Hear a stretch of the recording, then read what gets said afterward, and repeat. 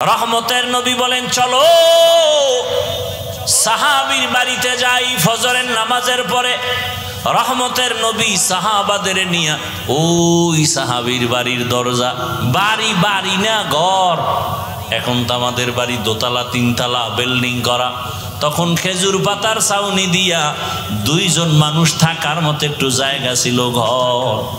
রহমতের নবী ঘরের কিনারায় দাঁড়ালেন, আসসালামু আলাইকুম ইয়া আহলাল বাইত, এ ঘরওয়ালারা দরজা খোলো।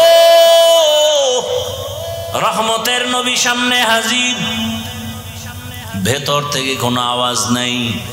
কিছুক্ষণ পর আবার ডাক দেয়া হলো, দরজা খোলো। রহমতের নবী দাঁড়ানো, খবর নাই।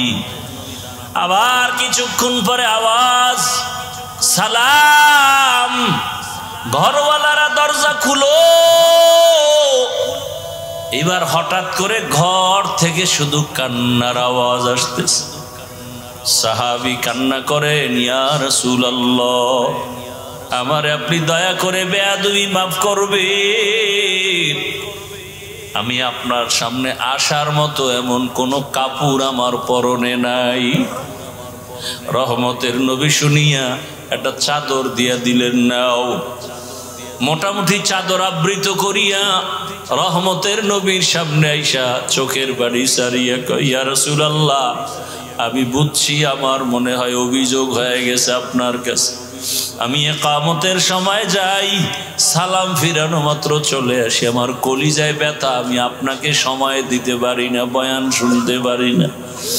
আমারে আমার আল্লাহ তো গরীব, আল্লাহ আমাকে এত গরীব বানাইছেন, ঘরের মধ্যে আমার স্ত্রী আর আমি দুইজন মানুষ, দুইজনে মিলে একটা কাপড়, ঘরের ভিতরে একটা গর্ত বানাইছি, আমার স্ত্রীটাকে গর্তের মধ্যে রাইখা কাপড় পরে আমি দৌড়াইয়া নামাজের পিছনে দাঁড়াই। সালাম ফিরানো মাত্র আবার দৌড় দেই, আইসা আমি নিজে গর্তের মধ্যে ঢুকে কাপড় দেই, বিবি যাও তুমি নামাজ আদায় করো। এইভাবে করে করে আমি সংসারের মধ্যে সময় কাটাইয়া, যত কষ্ট হোক আমি আমার মাওলার হুকুমের বাইরে চলি না। সাহাবায়ে কেরামদের চোখে পানি, রহমতের নবীও কান্না। রহমতের নবী বলেন, ও আরশে আজিমের মালিক, তুমি তাকাইয়া দেখো, কুদরতের নজর দাও, তোমার এই সাহাবী, তোমার বান্দা আমার মোহাব্বতের সাহাবী, এত কষ্টের ভিতরও তোমাকে ভুলে না। আল্লাহ তোমার কাছে আমি রহমতের নবী দোয়া করি, তুমিও আমার এই সাহাবী তোমার বান্দাকে ভুলিয়া যাইও না। আর আপনারা একটু কিছু না হইতেই গ্রামীণ ব্যাংকে দৌড়ান, একটা চায়ের দোকান দিবেন, তাও সুদের টাকা লোন উঠাইয়া দেন। ওরে সুদের সাথে যারা জড়িত তারা 24টা ঘন্টার সেকেন্ডে সেকেন্ডে গর্ভধারিণী মায়ের সাথে জেনার গুনাহ হচ্ছে, খবর নাই। সুদের সাথে যারা জড়িত তাদের নামাজ হবে না, রোজা হবে না, তেলাওয়াত হবে না। আল্লাহ কোরআনে স্পষ্ট বলছেন, তোমার সাথে আমি যুদ্ধ করার জন্য রেডি।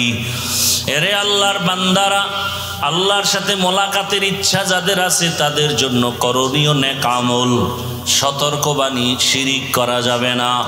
শিরিক মানে কি? বলে আল্লাহর মতো আল্লাহ আছে মনে করা শিরিক, আল্লাহর ক্ষমতার মতো কারো ক্ষমতা আছে মনে করা শিরিক, আল্লাহ পাকের হুকুমের মতো কারো হুকুম মানতে হবে এই ভাব নেওয়া শিরিক। দুনিয়ার কারো হুকুম আমার আল্লাহর হুকুমের সমান না। আল্লাহর হুকুম যেই গুরুত্ব দিয়া মানি, অন্যের হুকুমেই গুরুত্ব দেয়া যাবে না। আল্লাহর স্পেশাল কিছু গুণ আছে, এই গুণটা অন্যের মধ্যে আছে মনে করার নাম শিরিক। যারা শিরিক করবে তারা মুশরিক, মুশরিকদের জন্য জান্নাত হারাম। ওয়া মান ইউশরিক বিল্লাহ ফাকাদ হারামাল্লাহু আলাইহিল জান্নাহ। ইন্নাল্লাহা লা ইয়াগফিরু আন ইউশরাকা বিহি ওয়া ইয়াগফিরু মা দুনা যালিকা লিমান ইয়াশা ওয়া মান ইউশরিক বিল্লাহি ফাকাদ দাল্লা দালালাম বাঈদা। শিরিক করা যাবে না, নেক আমল ছাড়া যাবে না, তবে ইখলাসের সাথে আমল করো। এত বয়ান করার পরও কেন আমল হয় না রে বাবা? এর কারণটা খুঁজে বার করছেননি? হুজুরেরা বয়ান করে, তাবলীগের বয়ান, পীরের বয়ান, জুমার বয়ান। এখানে আমরা যারা বসে আছি সবাই আমরা মুসলমান। আমি তো মনে করি আপনাদের আল্লাহ আমার আল্লাহ দুইজন। কয়জন? একজন। আপনাদের নবী আমার নবী আলাদা না এক? আপনাদের কোরআন আমার কোরআন। ভালো করে স্বীকার করেন, তাল মিলাইয়েন না। আপনাদের কাবা আমার কাবা, আপনাদের কালেমা আমার কালেমা, আপনাদের ধর্ম আমার ধর্ম, আপনাদের নবী আমার নবী। দুনিয়াতে আসছি সিস্টেম, নাকি আপনারা লুঙ্গি পরে আসছেন? বিদায়বেলা কাফনের সংখ্যা, আমার সম্মানে একটা কাফন বাড়ানো হবে। রিক্সা ড্রাইভার গরিব হওয়ার কারণে একটা কাফন কমানো হবে। আমাকেও 3টা কাফন, আপনাকেও 3টা কাফন দেয়া হবে, কালার হবে আলাদা। আমগো হুজুরদের কালার একরকম, আপনাদেরটা আর এক রকম। হ্যাঁ, কাফনের উপরে লেখা থাকবে বড় হুজুরের লাশ, টাকাওয়ালার লাশ, কবরের সাইজও। এই দিকের মানুষের কবর একটু বড় না সব সাইজ এক? কবরে প্রশ্ন হবে 3টা আলাদা। আমাদের প্রশ্ন একরকম, আপনাদেরটা আর এক রকম। ও বাবারা, ও যুবকরা, ও মা বোনেরা, ভালো করে বুঝেন, আপনার আমার আল্লাহ এক, নবী এক, কোরআন এক, কাবা এক, ধর্ম এক, কালেমা এক, কাফন এক, কালার এক, কবর এক, প্রশ্ন এক। তাহলে আপনাকে বয়ান করব কেন? বয়ান তো করব তাদের যারা আল্লাহ চিনে না, কোরআন হাদিস বুঝে না। হিন্দুদের বয়ান করব, খ্রিস্টানকে করব, ইহুদিকে করব। আপনারা কোরআন হাদিস বুঝেন, এরপর আপনাকে বয়ান কেন? কেন না? আপনার পিছনে ঘুরতে ঘুরতে সংসারের খবর নাই। সব আলেম, ছেলে মেয়ের খবর নেওয়ার সময় নাই। সবাই আপনাদের নিয়ে ফিকির করে কিভাবে উম্মতকে লাইনে নেওয়া যায়, কিভাবে একটু নামাজি বানানো যায়, কিভাবে দাড়িওয়ালা বানানো যায়, কিভাবে হালালওয়ালা বানানো যায়, কিভাবে সুদ মুক্ত করা যায়, ঘুষ মুক্ত করা যায়। এই ফিকিরে সব আলেমরাই সময় ব্যয় করে। এরপরও কেন টুপি পরেন না? বুঝি না, বুঝি না, আমি কি ভুলে আছি? ওরে আপনি মুসলমান, আমি মুসলমান, কিন্তু কেমন হালাত দেখছেননি? আমি হাফিজুর রহমান টুপি খুলতে চাই না, আর আপনি কেমন মুসলমান টুপি দিতেই চান না।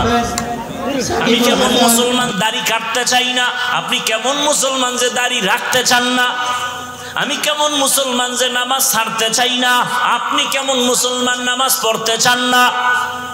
আমি কেমন মুসলমান পর্দা না করলে লজ্জা পাই, আপনি কেমন মুসলমান যে পর্দা করতে গেলে লজ্জা পান। বুঝি না কিছু, কই বয়ান যায়? আরে আল্লাহর বান্দারা, আমি হালাল না খাইলে না খায়া থাকবো, আর আপনার কাছে হালালের বয়ান ভালোই লাগে না। হুজুর আপনারা কি আমগো কিছু দিছেন নি? এত বড় কথা কন কেন? আমরা যেভাবে চলতেছি চলি, গ্রামীণ ব্যাংক থেকে লোন, এরপরে চায়ের দোকান, এরপরে বাড়ি গাড়ি, পরিণাম ফল বড় খারাপ। আসলে এত বয়ানের পরেও কেন মানেন না? অথচ আবার আপনার লাইনের জীবনে মাদ্রাসায় যায় নাই, আলিফ বাতা পড়ে নাই। আপনাদের লাইনেরই জেনারেল লাইনের মানুষ, যুবক, স্কুলে পড়ে, কলেজে পড়ে, 5 ওয়াক্ত নামাজ পড়ে। সাক্ষী দেন। সত্য কথা বলতে তো টেনশন কেন আছে? আপনার বিবেকরে প্রশ্ন করেন, আপনি পারেন না কেন?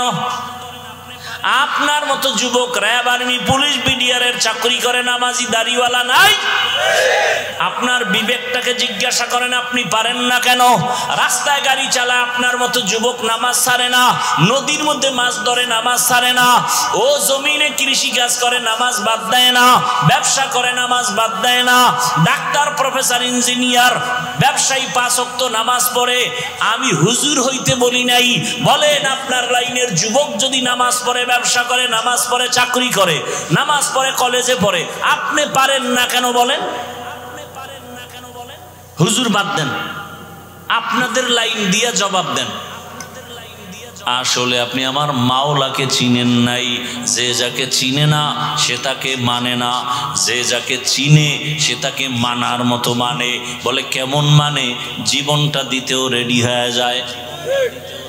নেতারে চিনছেন, নেতার জন্য জীবন দিতে লাঠি মিছিল করেন। নেত্রীকে চিনছেন, নেত্রীর পক্ষ নিয়ে লাঠি মিছিল করেন। ঠিক নেই? আল্লাহকে চিনলে তো আপনি পাগলের মতো হয়ে যাইতেন। আপনি নামাজ ছাড়তে পারতেন না, পর্দার লঙ্ঘন করতে পারতেন না। আসলে আল্লাহকে চিনতে পারেন নাই। আল্লাহ যে কত দয়ার মালিক। কণ্ঠ দিয়ে কথা বের হচ্ছে, বলে এটা কোন সরকার বের করে, এই মেশিন কোথায়, এই কথাগুলো কোন মেশিন থেকে বের হয়? পাইছেননি মেশিন? গাল ব্যথা করে, ঠোঁট ব্যথা করে, কপাল ব্যথা করে, জিহ্বা ব্যথা করে না? লবণের ফ্যাক্টরি থেকে তেল বের হয় না, তৈলের ফ্যাক্টরি থেকে লবণ আসে না। আর আমার আল্লাহরে চিনেন না। একটা মায়ের থেকে 10টা সন্তান আসছে, 10 জনার চেহারা 10 ভাবে। দেখছেন নি? কণ্ঠের সাথে কোনো মিল নাই। এরে বান্দা তাকাও, বিশাল এটি কি গাছ? এইটা কি গাছ? কাঁঠাল গাছ। দেখছেন? এই গাছটারে টুকরা টুকরা করে দেখো তো, 2-4টা কাঁঠাল পাওনি? হ্যাঁ? অথচ এটার থেকে কি পরিমাণ কাঁঠাল আস্তে আস্তে বড় হয়। ভেতরে কোষ কত মিষ্টি, যেটা চিনির সাথে মিলবে না। মিলবে? এ আল্লাহর বান্দা চিনো আমার আল্লাহ কেমন? বিশাল বড় আসমান টানায় রাখছে, কোনো খুঁটি নাই। আমার আল্লাহকে চিনো রে বাবা। আমার আল্লাহকে চিনলে তো তুমি বিরুদ্ধে যাইতে পারো না। এখনো সময় আছে, আমার আল্লাহর মহাব্বত অন্তরে জমা করো। ঘুমাইছো, ঘুম মানি মরা। দোয়াও তো পড়ি মরার দোয়া, আল্লাহুম্মা বিসমিকা আমুতু। ও মাওলা, তোমার নামে মইরা গেলাম। ওই ঘুম থেকে চোর আসছে ঘরে, কানের অলংকার টাইনা নিয়ে গেছে, কান ছিঁড়ে গেছে, রক্ত ভরে, টের পায় না। কেমন মরা মরে ঘুমের ভিতরে। আল্লাহ কয় দেখ, এই ঘুম থেকে সজাগ করে কে? আল্লাহ সজাগ করে।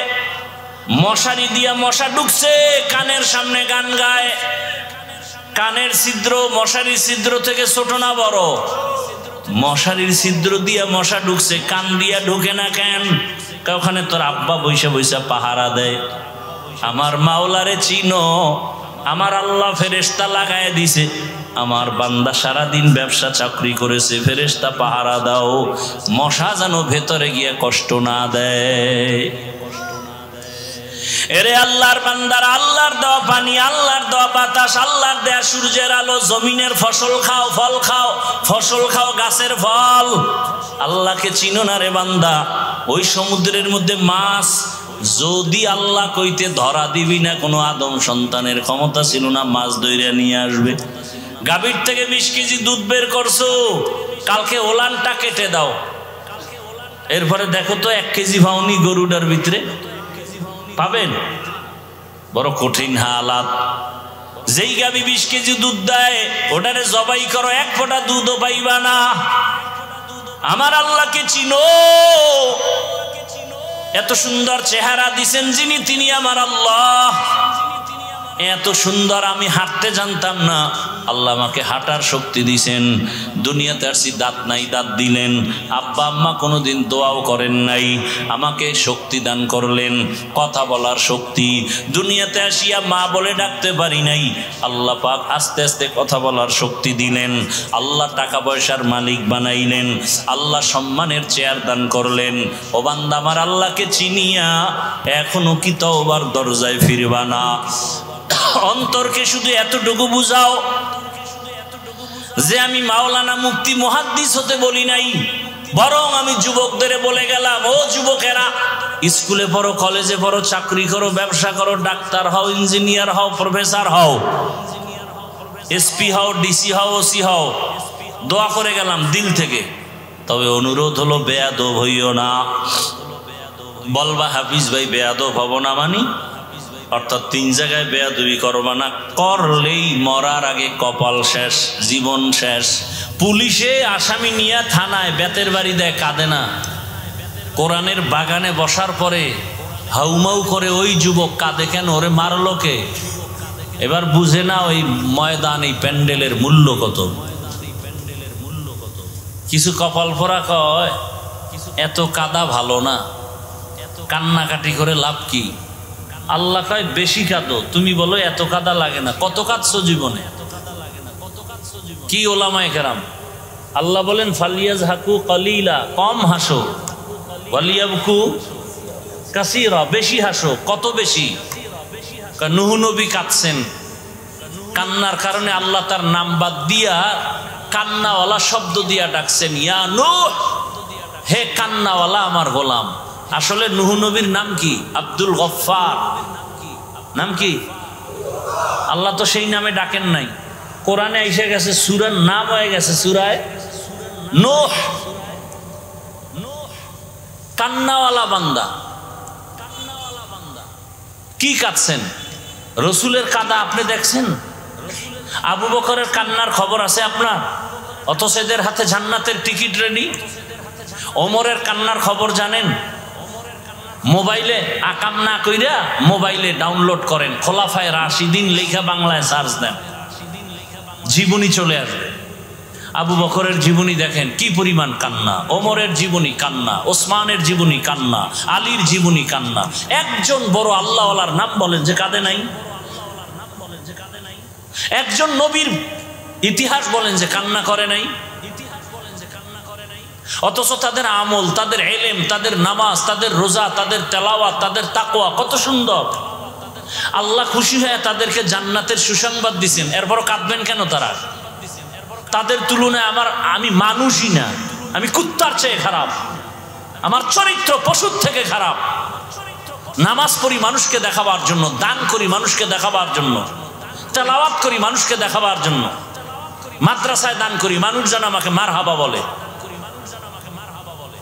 তাহলে আমি তো আসলে মানুষ না। সবাই আপনারা জানেন হাফিজুর রহমান ভালো বক্তা। আল্লাহ কয় আমি জানি তুই সারা রাত মোবাইল চালাও, তোর হাত গুনার কারণে না পাক, কেউ জানে, আমি আল্লাহ জানি। গুনাহের কারণে তোমার চোখ দুইটা না পাক, কেউ জানে না, আল্লাহ জানেন। গুনাহের কারণে তোমার জিহ্বা না পাক, তোমার অন্তর না পাক, স্ত্রী জানে না, কে জানেন? কিসের বাহাদুরি? ওরা তো ডবল কপাল পরা যে নিজেও দাড়ি রাখে না, অন্যে রাখছে তাও পছন্দ করে না। কত বড় নিকৃষ্ট কপাল পরা যে নিজেও নামাজ পড়ে না, অন্যে নামাজ পড়লে তাও ভালো লাগে না। নিজেও পর্দা করে না, অন্যে পর্দা করে তাও পছন্দ করে না। নিজেও হালাল খায় না, অন্যেরা হালাল খায় তাও পছন্দ করে না। এ কি শুধু সিঙ্গেল কপাল পরা? ওর তো তওবাও কপালে নসিব হবে না। ও এমন কপাল পরা যে তওবা নাই কপালে। হ্যাঁ, ওই ব্যক্তি তওবার দরজায় আসবে যে নামাজ পড়ে না, অন্তরে আফসুস করে, রোজা রাখতে পারে না, কিন্তু অন্তরে কি আছে? আফসুস আছে। আরে দরকার, তার তওবা নসিব হবে। ওই নিকৃষ্ট কপাল পরা, নিমক হারাম, ওর কপালে তওবা নসিব হবে না। যে নিজেও নামাজ পড়ে না, অন্যের নামাজও পছন্দ করে না, এমন বদমাশ সমাজে বেয়াদব আল্লাহর দুশ্মন নাই? ওর কপালে তওবা নসিব হবে না, কারণ ওর অন্তরে কি নাই? কোনো আফসুস নাই।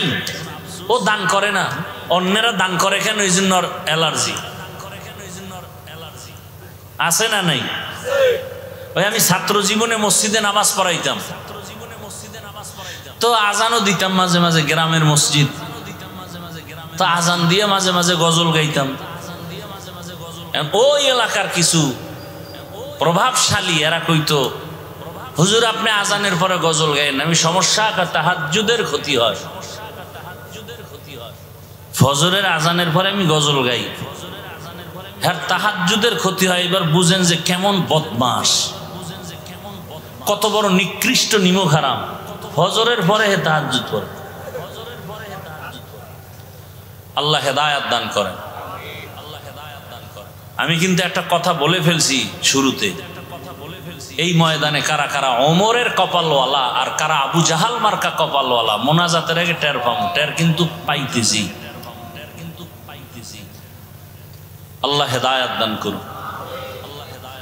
আবু জাহালওয়ালারা বয়ান শুনবে ঠিক, মাঠে যায়, বাড়ি যাইবার বলবে না, যা ভাবছিলাম এর কিছুই তার মধ্যে নাই, কতক্ষণ গিবত করিয়া গেল, হিংসায় ভরা তো, আউযুবিল্লাহ পারে না। আমার গ্রামে বলে লিখতে পারে না, মুসবার জম, লিখতে পারে না, মুছতে পারে। আর এক দল ওমর মার্কা কপালওয়ালারা বলবে, আরে জীবনে গুনাহ তো কম করি নেই, আজকে আর গুনার পথে যাব না, নামাজ তওবা করে নামাজি হইয়া চোখে পানি নিয়ে যাবে না, আল্লাহ আমাকে মাফ করো। সংখ্যায় কম, আল্লাহ হেদায়াত দান করে। আয়াত হাদিসের তরজমাটা বলি, তারপরে সংক্ষেপ কিছু ব্যাখ্যা। উঠা বসা করলে আমি হাত দুইটা উঠাইয়া দোয়া করে নেমে যাব, উঠে যাবেন সেই বয়ান আমরা করি না।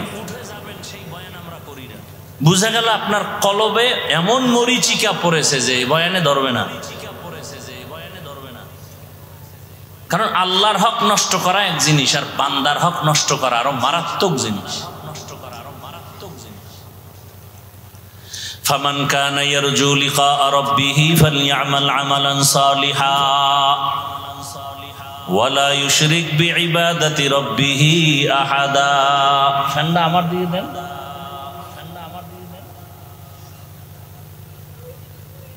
সমস্যা সামনে দিয়ে দাও, নিচে নামায় দাও, হ্যাঁ এখানে এই লোকটা যেখানে বসা এখানে দাও, নিচে নামায়।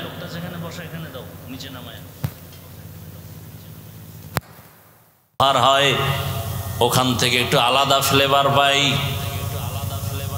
আছে না নাই? এরা বলে ভদ্রলোক, কেতনা বড় ইতর হলে এই কাম করে। আল্লাহ হেদায়াত দান করুন। আসতে বললেন কেন? আমিন দে। অন্যের জন্য দোয়া করতে চান না, না?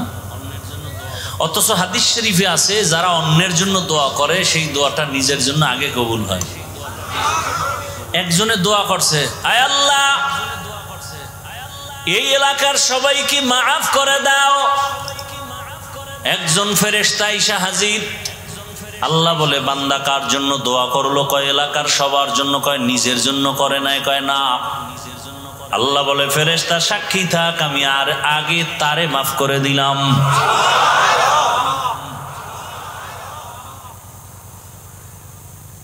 দোয়ার মধ্যেও এখন ঝামেলা।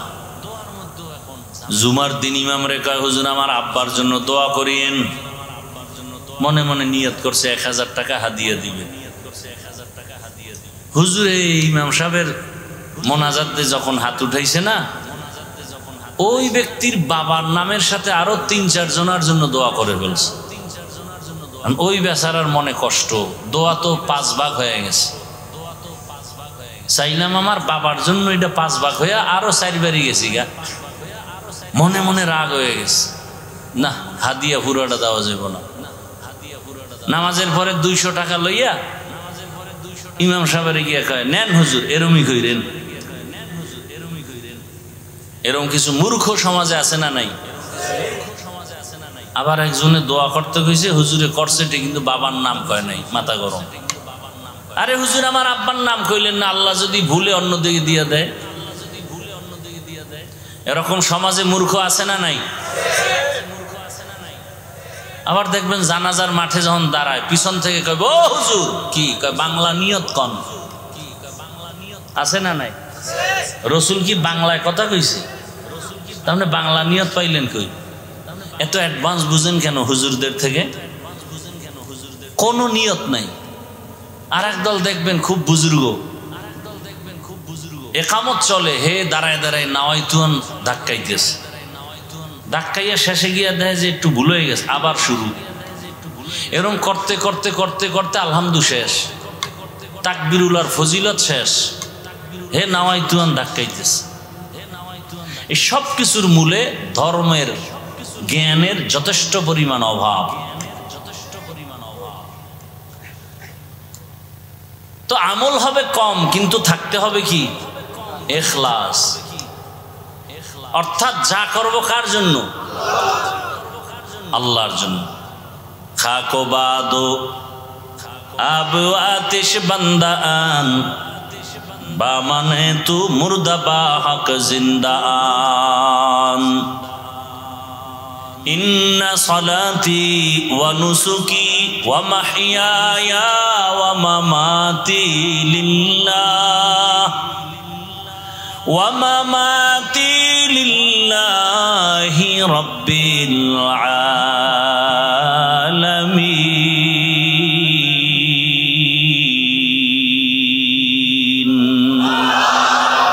রঙ্গে তাকওয়া রঙ্গে সিদ্দিক রঙ্গে দীতা আবদ বাকি বুয়াদ বর আবেদি।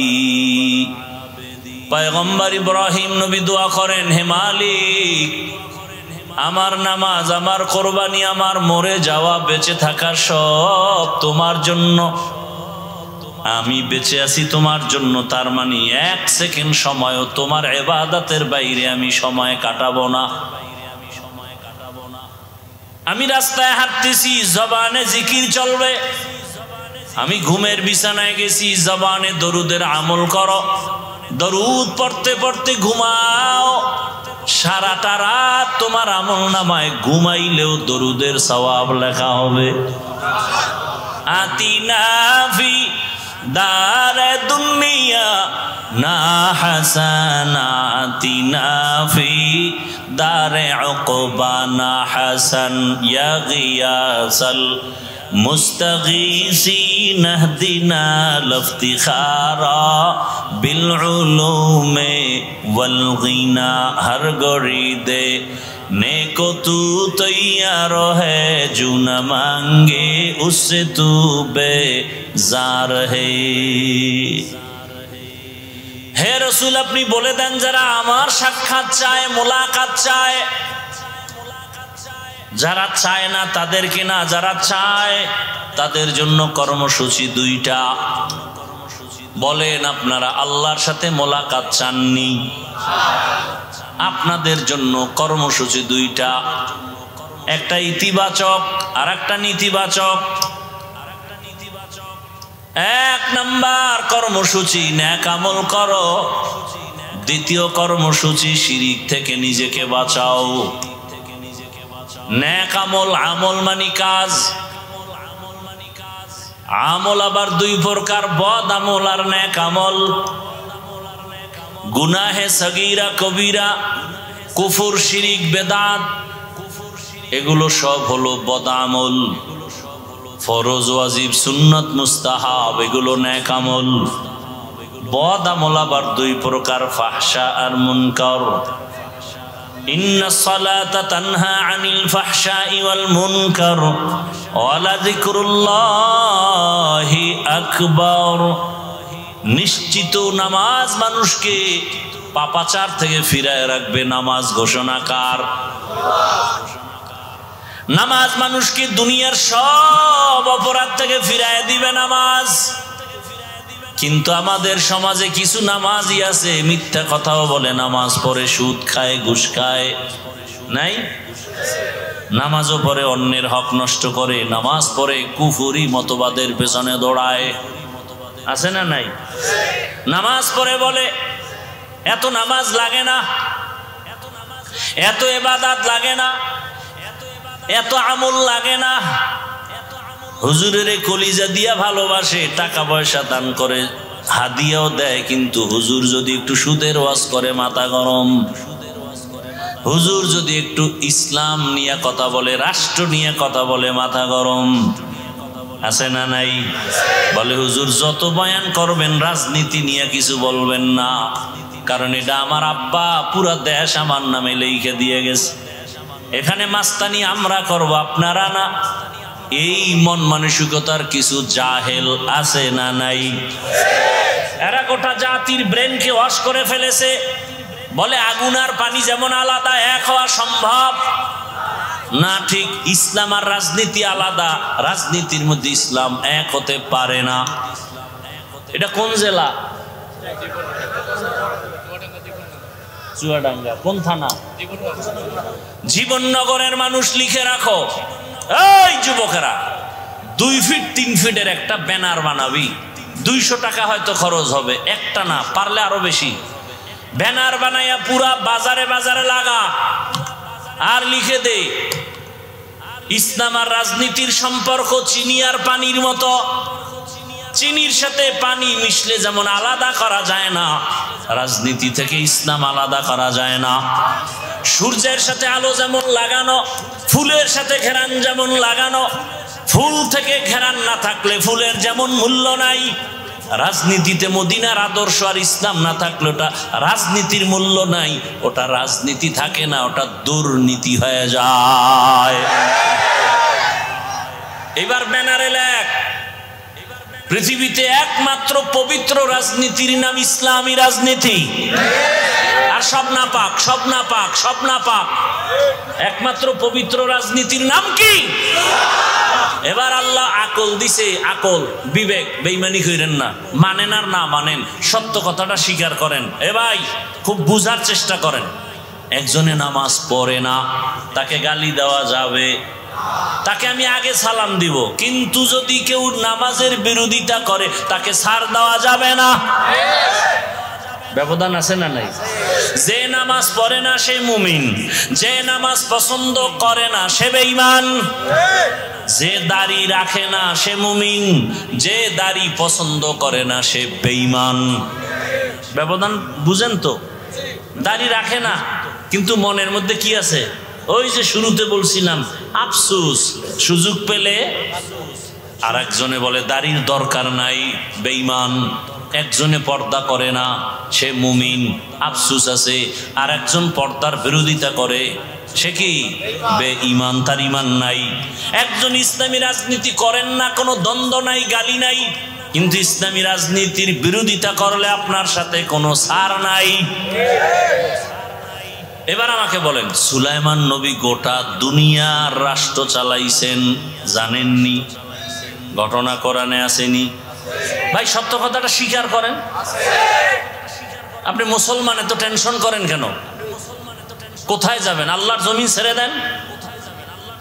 এত বাহাদুরি করেন, আল্লাহর দেওয়া সূর্যের আলো নিয়েন না। পৃথিবীর কোন সরকার কি দাবি করছে সূর্য আমার? একেবারে আদম থেকে শুরু করে আজকে পর্যন্ত কোন বেঈমান কি বলছে সূর্য আমার, চন্দ্র আমার? তাহলে বোঝা গেল সূর্যের মালিক কে? আল্লাহরে যারা মানো না, সূর্যের আলো ছেড়ে দেয়। পৃথিবীর কোন বেঈমান, আল্লাহর দুশ্মন কি বলছে বাতাস আমার কথায় চলে? বলে, সত্য কথা বলেন।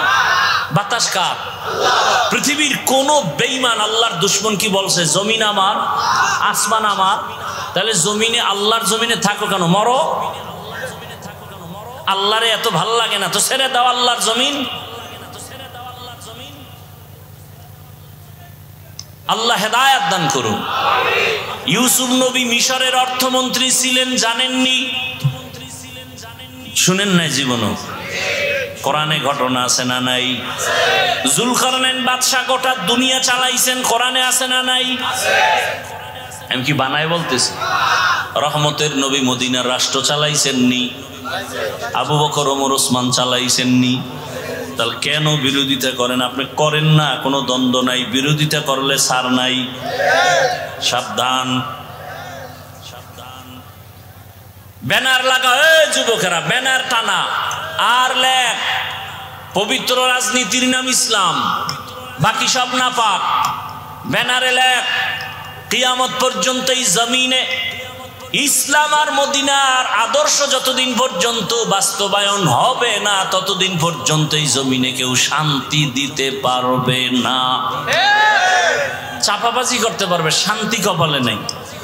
শান্তির একমাত্র ঠিকানার নাম ইসলাম। শান্তির একমাত্র ঠিকানার নাম দিনিয়াল ইসলাম দীনু মাওকাহু আরজু কুফরানান আফওয়ান ইনদাহু। খারাপ লাগতেছে আপনাদের? ভালো লাগবে আর কবে? হুজুরেরা সব মইরে গেলে, হুজুরেরা সব মইরে গেলে। কেমন সমাজে আছেন টের তো পান না। বাবা তার আপন মেয়েটারে হোটেলের মধ্যে ঢুকাইয়া বলে, আজকে রাতের জন্য তুই আমার কাছে, মেয়ে না স্ত্রীর সমান। নাউজুবিল্লাহ আসে না? এটা কি ইন্ডিয়ার খবর? সোনার বাংলার তাজা খবর। এমন সমাজে বসবাস করেন, ভালো করে বুঝেন, আতরের দোকানের কাছে গেলে ঘ্রাণ আসবে, এটাই বাস্তবতা। ভালো মানুষ দিয়ে সমাজ ভালো করা যায়, নাপাক মানুষ দিয়ে সমাজ পবিত্র করা যায় না। কি বুঝেন কথা? যেই ব্যক্তি 3 বেলা খাইয়া বিড়ি টানে, গাঞ্জা খায়, মদ পান করে, এই ব্যক্তির দিমাগ পাক না নাপাক? মদ পান করে কেউ জিকির করে, বরং বউরে মা কয়া ডাকে, ঠিক নেই? এই লোকটার দিমাগ নাপাক। এরপরে চোখের গুনাহ, হাতের গুনাহ, অন্তরের গুনাহ, জবানের গুনাহ, এমন একটা নাপাক অসৎ চরিত্রহীন। এরে যদি বলেন আমগো এই সমাজের দায়িত্ব নিয়ে সমাজটা নাপাক করিয়া দাও, পবিত্র বানাও, তাহলে অবস্থাটা কেমন হবে বলবনি? বলেন। লঙ্গিতে লাগছে গোবর, গোবর চিনেননি? আপনাকে দেশে নাই তো?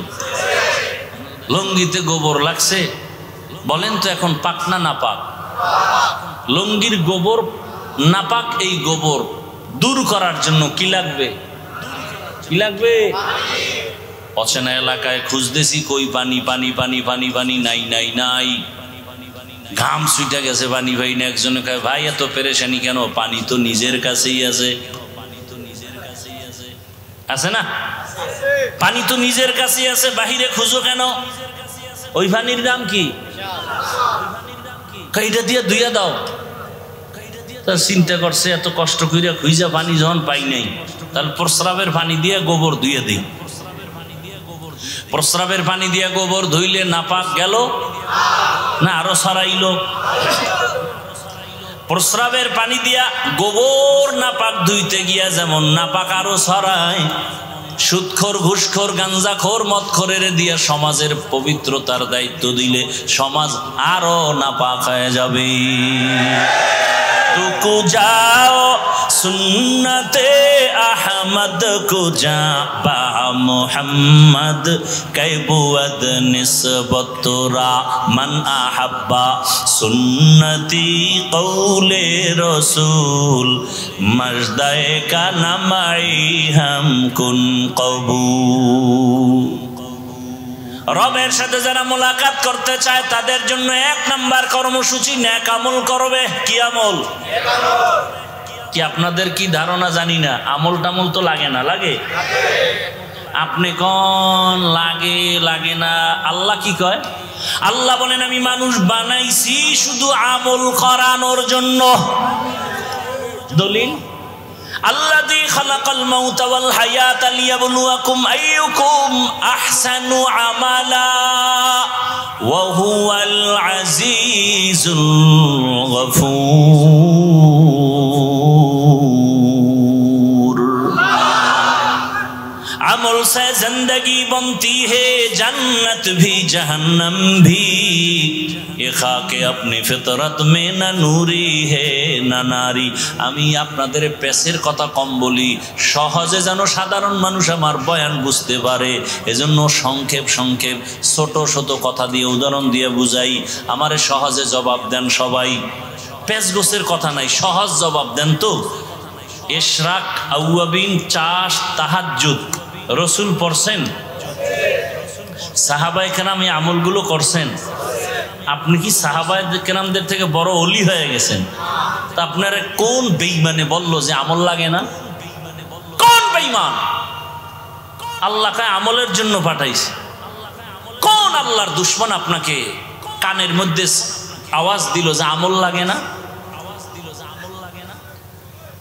অথচ যার যত আমল ভালো তার ইমানের পাওয়ার ভালো। কিয়ামতের ময়দানে যখন জান্নাতীরা জান্নাতে যাবে, এই কি সমস্যা? কি সমস্যা? কি এখানে ডিস্টার্ব, ওইখানে ডিস্টার্ব, এত ডিস্টার্ব হলে কি ওয়াজ হয়?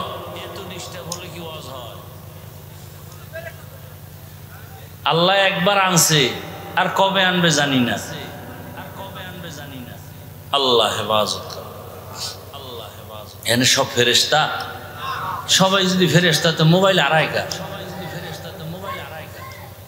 এই মোবাইলগুলো কারা নাই? ফেরেশতারা তো নিত না, ওরা তো মোবাইল চালায়।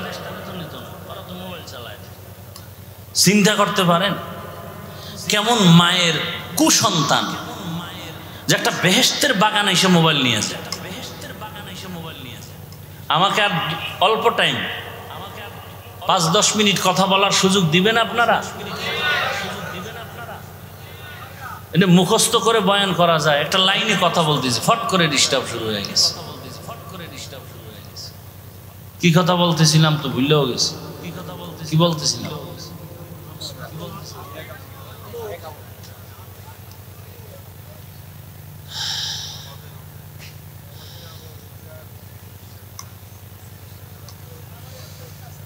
আল্লাহ পাক আমলের জন্য আমাদের পাঠাইলেন।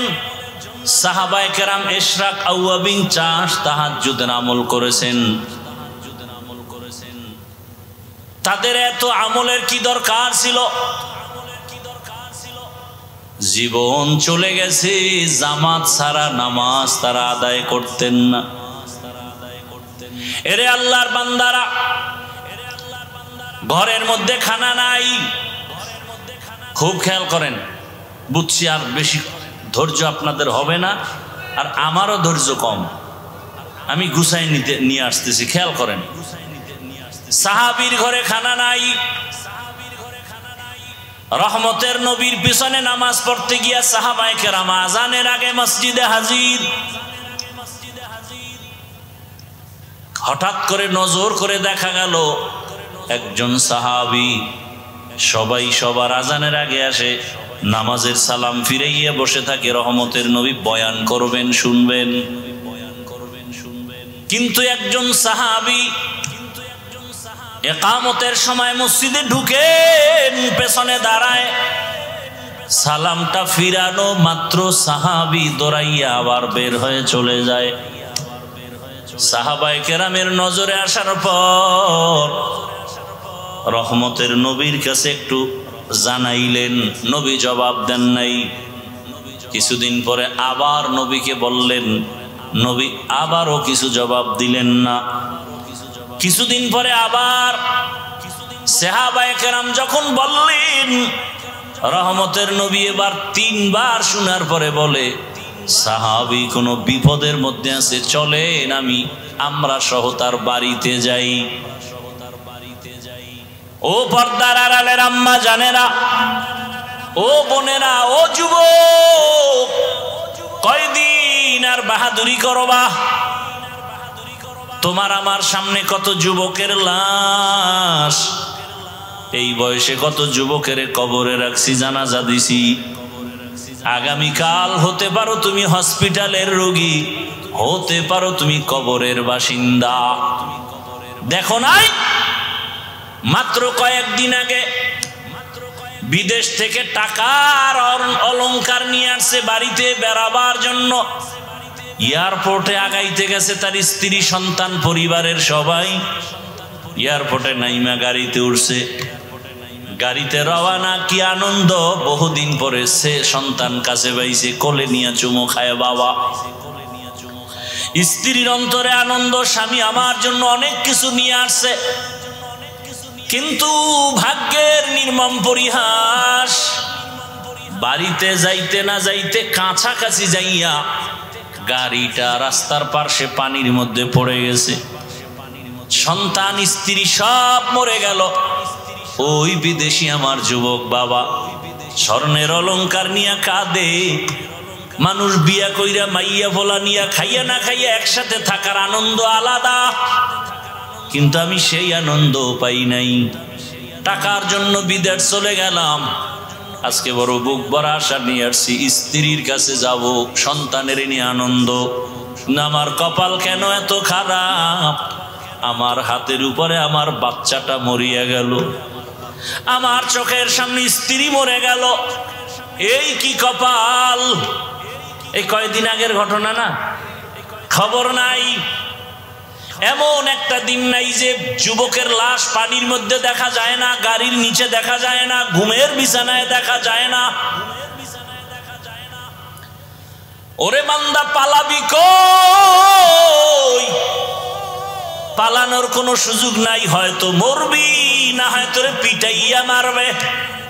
এমন এক দুনিয়ার জমানা পাল্টায় গেছে, এখন মরা লাগে না, পিটাইয়া মারে। দুশ্মন লাগে না, তোর আপন বন্ধু তোরে মারবে।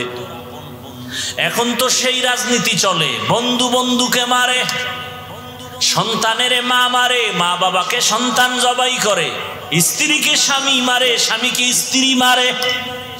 সেই রাজনীতি চলতেছে, বিচার নাই।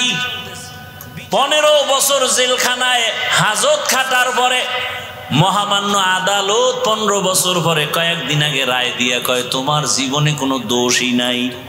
তাহলে 15 বছর জেলখানায় কেন ঢুকাইলা? এই বিচার কোন দিন এই জমিনে ইনসাফের সাথে হবে? মিথ্যা মামলা দিয়া দিছে আর গ্রহণ করে নিল।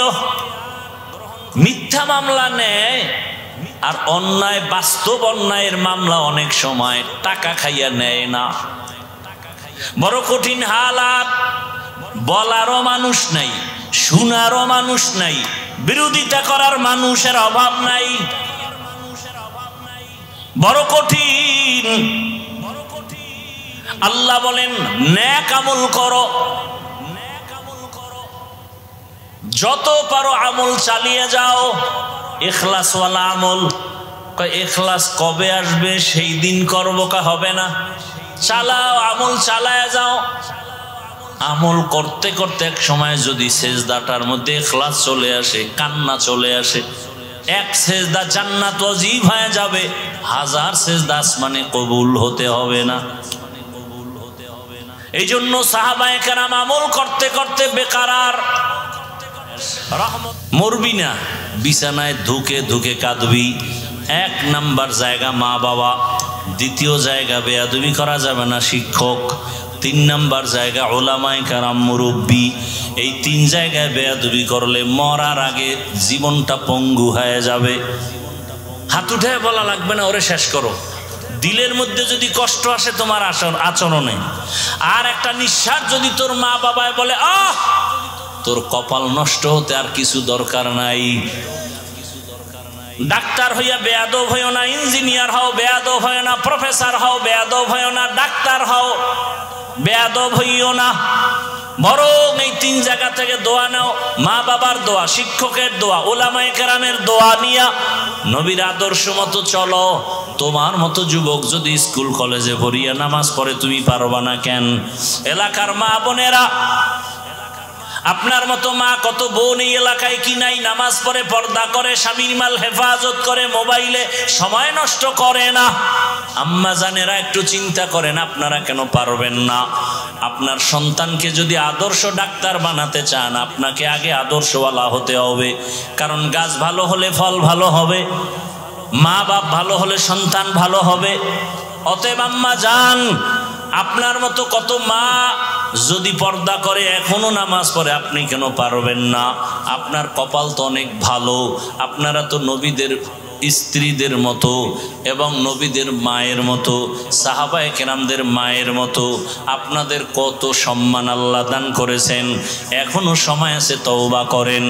জীবনে কোন দিন মরণ হবে জানা নাই, এক এক করে সবাই চলে যাইতেছে। আল্লাহর কাছে তওবা করেন।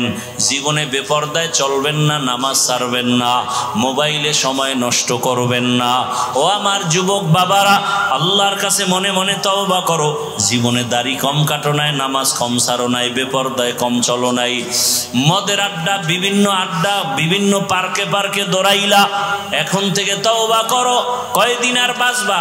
আগামীকাল ঘুমাবা, ঘুমের মধ্যে না জানি মরণের খবর হয়ে যায়। মা চিল্লায় বলবে আমার বাবাই মরে গেছে, সবাই তাড়াতাড়ি আসো। বন্ধু খবর পাইয়া নাম্বার ডিলেট, বন্ধু নাই নাম্বারও রেখে লাভ নাই, কবরের বাসিন্দা হয়ে যাবা। আল্লাহর কাছে অন্তরের বুঝায় তওবা করো। আল্লাহকে মনে মনে বলো, হে মালিক, জীবনে বহু অন্যায় করেছি, আর করব না। নামাজ ছাড়বো না, দাড়ি কাটবো না, বেপরদায় চলবো না। মা বাবার দোয়া নিয়া, শিক্ষকের দোয়া নিয়া, ওলামায়ে কেরামের পরামর্শ নিয়া নবীজির সুন্নাত অনুযায়ী চলবো। তওবা করার মতো যদি অন্তর তৈরি হয়, মুনাফিকি যদি অন্তরে না থাকে, খাঁটি তওবার নিয়ত যাদের আছে, ওমরের মতো মেজাজ নিয়ে যারা বসছো, খাঁটি তওবার নিয়তে দুটো হাত আল্লাহকে দেখায় দাও। আয় আল্লাহ, হাতগুলো কবুল করে নেন, তওবা কবুল করে নেন, তওবার উপরে মজবুত হইয়া চলার তৌফিক দান করেন, আমিন। আলহামদুলিল্লাহি রাব্বিল আলামিন, ওয়াসসালাতু ওয়াসসালামু আলা সাইয়্যিদিল আমবিয়া ওয়াল মুরসালিন ওয়া আলা আলিহি ওয়া আসহাবিহি আজমাইন। ইয়া আরহামার রাহিমিন, ইয়া আরহামার রাহিমিন, ইয়া আরহামার রাহিমিন। রব্বিরহামহুমা কামা রাব্বায়ানি সগীরা। আল্লাহুম্মা ইন্নাকা আফুউন কারীম তুহিব্বুল আফওয়া ফা'ফু আন্না।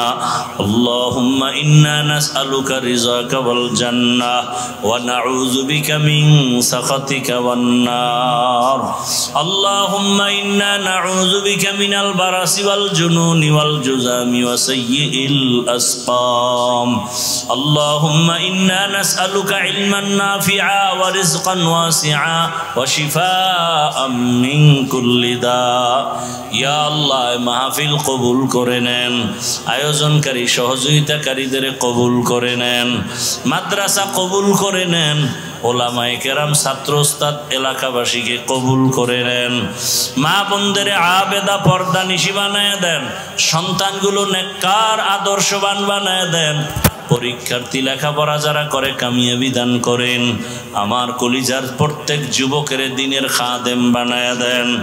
মোবাইলের গুনাহ থেকে হেফাজত করেন, সারা দুনিয়াবাসীকে মাফ করে দেন। বাংলাদেশ শান্তির দেশ বানায় দেন। বিদেশের ঘরে আমার ভাই বোন যারা ব্যবসা চাকরি করে হেফাজত করেন। আয় আল্লাহ, বাংলাদেশ ইসলামের জন্য কবুল করে নেন। ওলামায়ে কেরামদের এক বানায় দেন।